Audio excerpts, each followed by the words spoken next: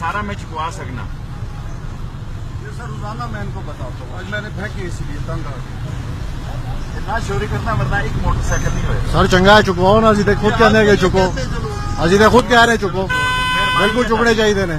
ਨਾ ਕਰੋ ਇਹ ਕੰਮ ਨਹੀਂ ਹੋ ਰਿਹਾ ਸੀ ਜਿਹੜਾ ਹੁਣ ਇਹਨਾਂ ਨੇ ਕੰਮ ਸ਼ੁਰੂ ਕੀਤਾ ਹੈ ਮਜ਼ਾ ਦੇ ਨਾਲ।